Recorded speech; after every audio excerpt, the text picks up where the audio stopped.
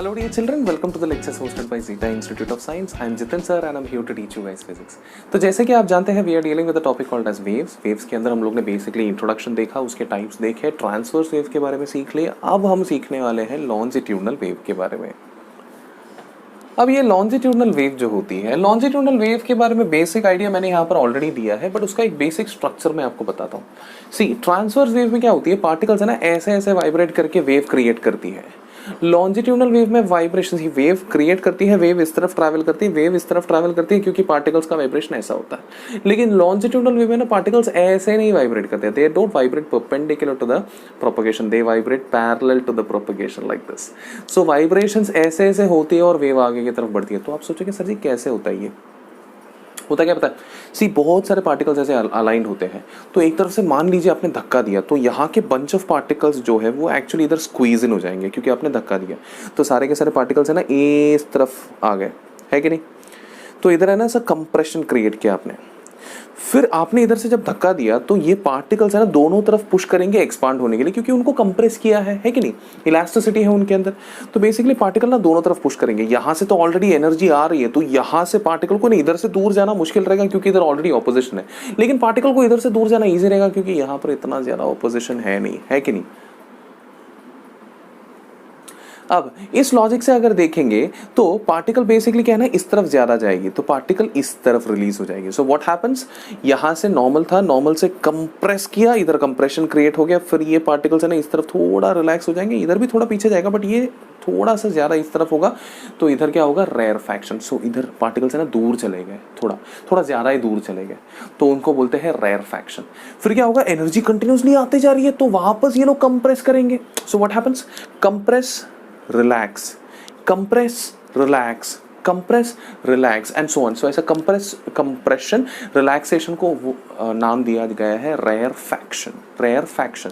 तो इसीलिए इसका प्रॉपर्टी नंबर 2 है कि भाई जो लॉन्जिट्यूडनल वेव होती है वो डिवाइडेड है दो पार्ट्स में. पहले पार्ट का नाम है कंप्रेशन, जिसको मैं हेंसफोर्थ C से डिनोट करूंगा. दूसरे पार्ट का नाम है रेयरफैक्शन, जिनको मैं हेंसफोर्थ R से डिनोट करूंगा.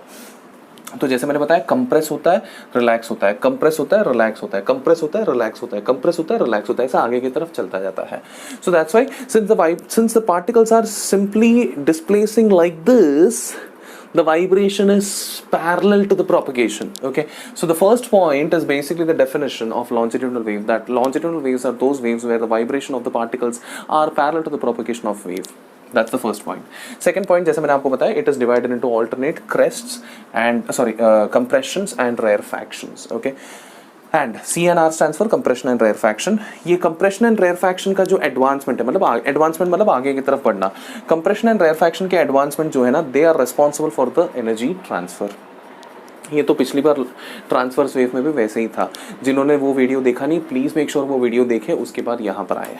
Okay, pressure and density changes while advancement. Transverse wave जब एडवांस होती है प्रेशर चेंज नहीं होती है, डेंसिटी भी चेंज नहीं होती है, बिकॉज वहां पर कंप्रेशन का कुछ कॉन्सेप्ट है नहीं, सिर्फ डिस्प्लेसमेंट है.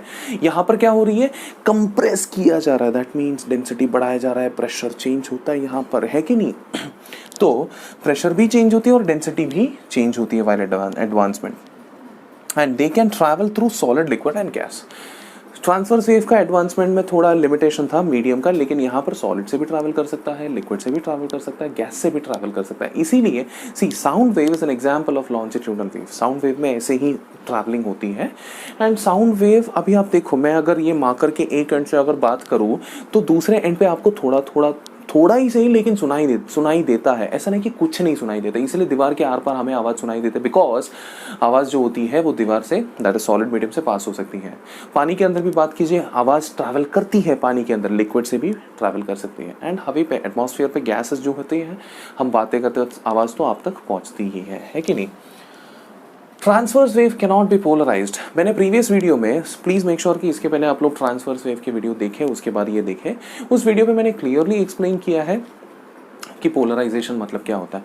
तो जिस प्लेन में वाइब्रेट होती है, अगर बहुत सारे एक से ज़्यादा प्लेन्स में वाइब्रेट होंगे तो उनको कट करके एक सिंगल प्लेन के वाइब्रेशन पे उसको स्टिक करवाने को हम बोलते हैं polarisation.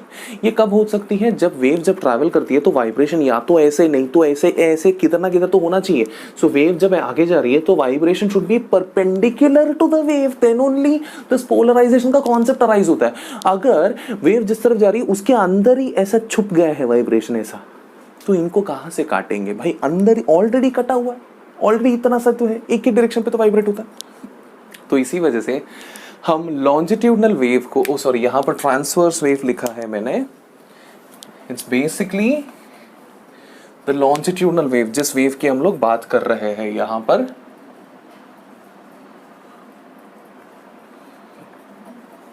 longitudinal waves cannot be polarized. And the last point, the medium carrying the longitudinal wave must possess elasticity of volume. So जो भी मीडियम कैरी कर रही है उसमें क्या है, ऐसे दबाना खींचना, प्रेशर चेंज करना। प्रेशर चेंज करने से याद आता है यार, इलास्टिसिटी, वॉल्यूम इलास्टिसिटी के अंदर ही था, ऐसा दबाना खींचना प्रेशर चेंज करना आता था। तो इसी वजह से जो भी मीडियम पे आप लॉन्जिट्यूडनल वेव आगे बढ़ाना चाहते हो तो वहाँ पर जस्ट मेक श्योर कि वो मीडियम इलास्टिक मीडियम हो, उसमें at least elasticity, volume of elasticity या फिर इलास्टिसिटी ऑफ वॉल्यूम ये उसके अंदर पोजेस हो, तब जाके आप कंफर्टेबली लॉन्जिट्यूडनल वेव्स को पास करवा सकते हैं।